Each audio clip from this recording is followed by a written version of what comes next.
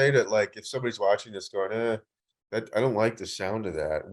Is there something they can do to kind of check on that or test it or kind of make sure that's kind of easy? Or is that something that would be hard to Yeah, really dig into it?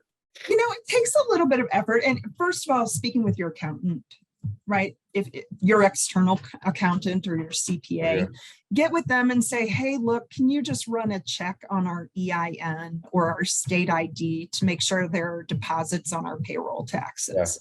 Yep. It may cost you an hour or two of your CPA's time, but for that Yep. peace of mind, it's worth the investment. Yeah, I think like you said, education, knowledge is power. I mean, understanding what the tax liabilities of a business are, it won't Right. take that long.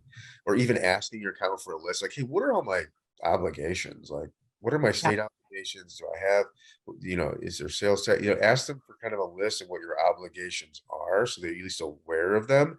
To say, hey, Yeah. look, if any of these taxes don't get paid, it could be a problem, right? And Right. just that knowledge in itself, I would think would be really helpful. That was when I started, even I'm a CPA and everything. We talked about this before, right? Because Yeah. CPAs, We EA, did. I mean, you guys are real specialists in taxes.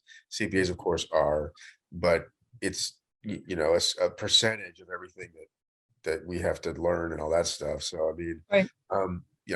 you are a super super specialist, and I didn't even know some of the things until I started my own business, some 20 years ago, understanding all of the obligations of a company. It's really not that intuitive to know what your Wow. obligations are. But once you Yeah. learn them, you can keep yourself out of trouble because like you've said, I have seen businesses just go under because of it, right? And it wasn't even necessarily from fraud. It could have been, hey, you guys have been buying printing materials from the state of Oregon and selling it here. You owe the state of Oregon $1 million. And you have 100,000 in the bank, right? Right. That's like if you were a business owner, I think you owe it to yourself to understand what all the obligations of business are, because you're right. I mean, I see that too, where they're paying all their taxes and stuff like that, but they really don't understand the obligations of the Right. business.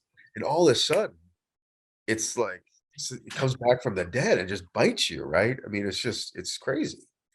Well, So, here's a fun fact for you. I had a client who came to us and said, wow, I got assessed sales tax from the state of New York, and I didn't even know I had to pay sales tax. He was a plumber, and he had to pay sales tax not on the pipe or the fittings. I mean, that's kind of a given, right? But he had right. to pay sales tax on his services.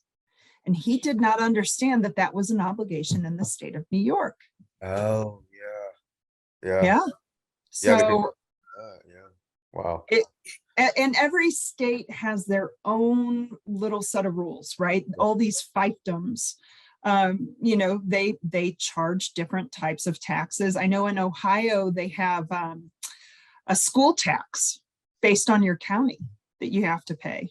Yep. And that's a separate tax return and a On the separate business tax payment level? that you have to pay. On the business? Oh, wow. Okay. Businesses. Wow. Yeah.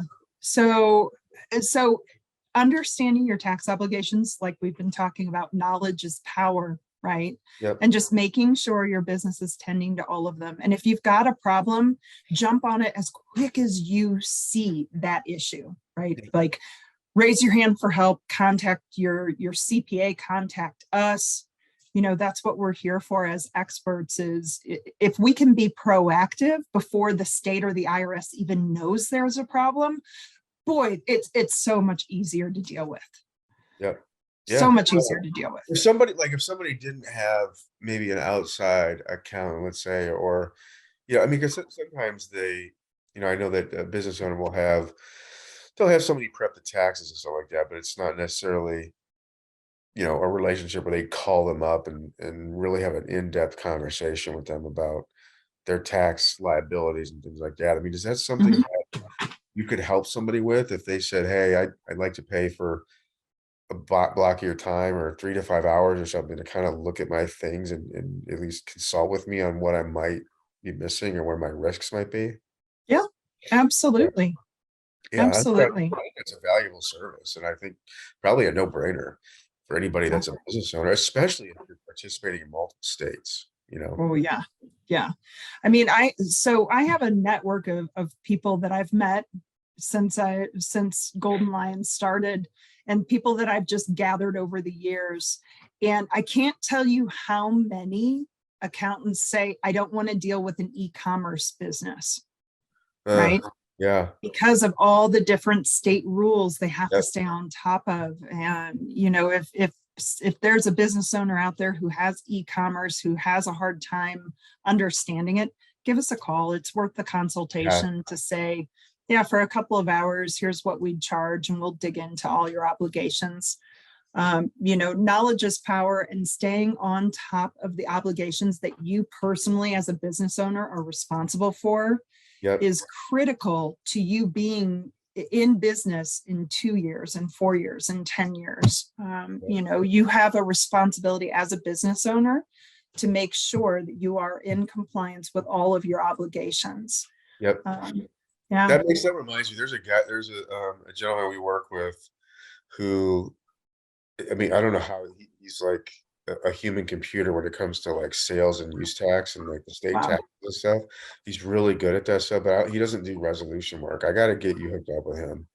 Yeah. 'Cause I Love think to. he could really use your help. I mean, he's not dealing with situations that are light a lot of times, right? I mean, he's really good at the rules though, but I'd like to hook you up with him.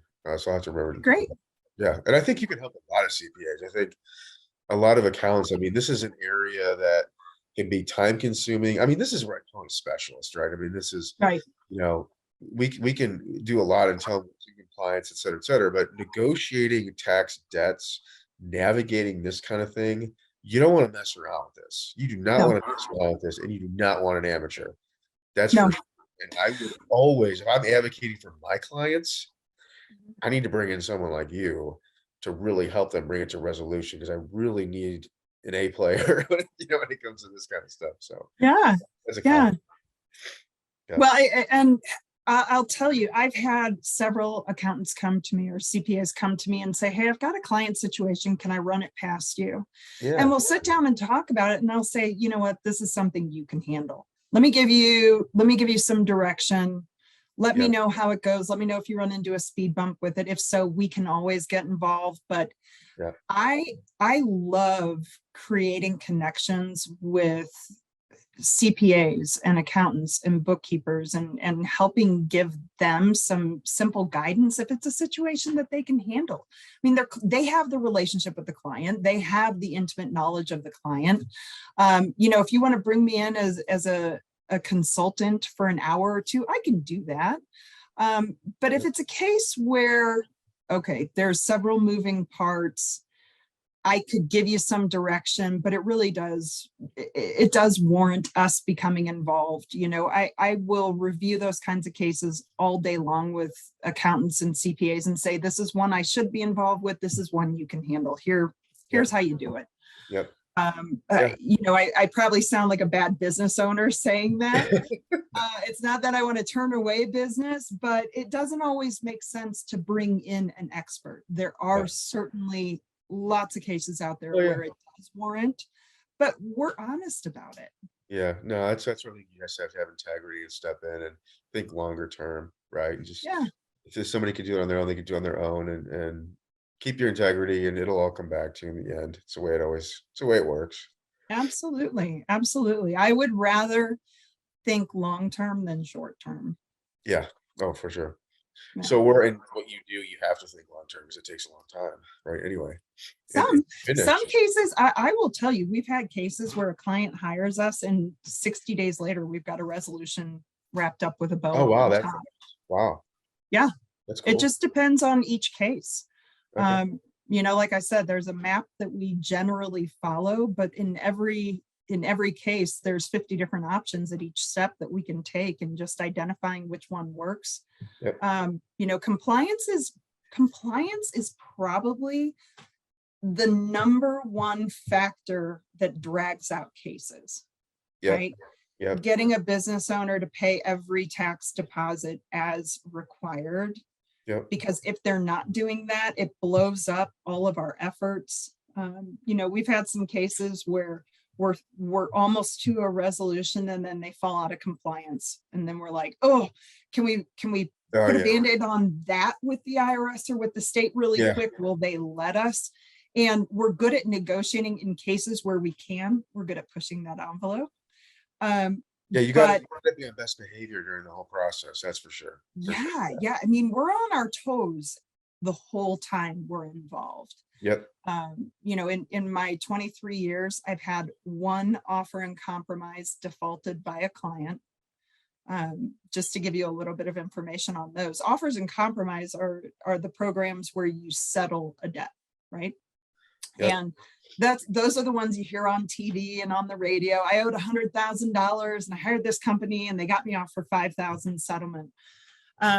They are a viable option if you can get a client to qualify, right? Yep. Yep. And it's not easy. And a lot of times for clients who qualify for it, they hate their current financial condition. Yep. You know, they're barely making ends meet. They don't have any equity and assets, but it is an option for them.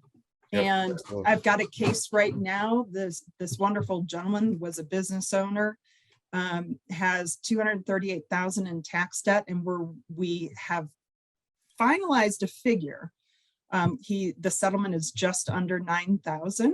We're waiting for legal at the IRS to sign off on it. Last step.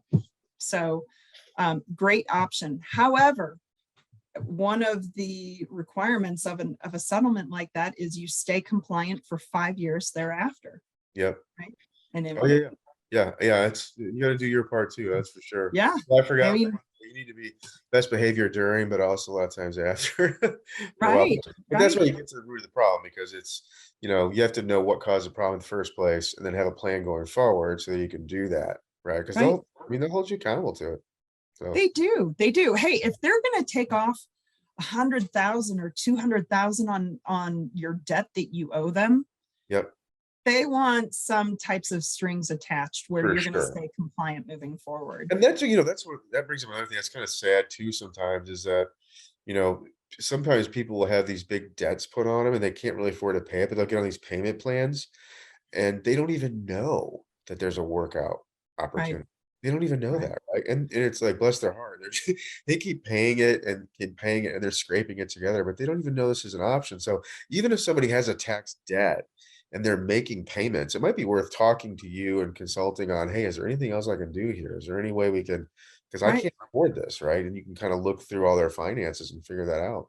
So that'd be a good opportunity for someone to get some help from you.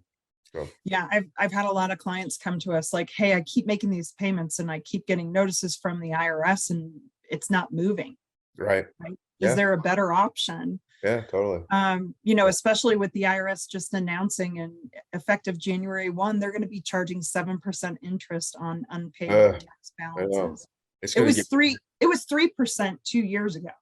Yeah, it's going to get real fast. These tax debts are going to really pile up. Yep. Mm-hmm. They are. Yeah. Morgan, I'm sorry, we're running out of time here. Got just a minute left. So I wanted to thank you. Thanks for the sit down. Thanks for the talk. It was very, very informative. Last thing, what if somebody wants to get a hold of you, what's the best thing to do? Should I go to your website? Should I email you? What's the best way to get a hold of you? Go to our website. You can give me a call. My direct number is 719-602-5451.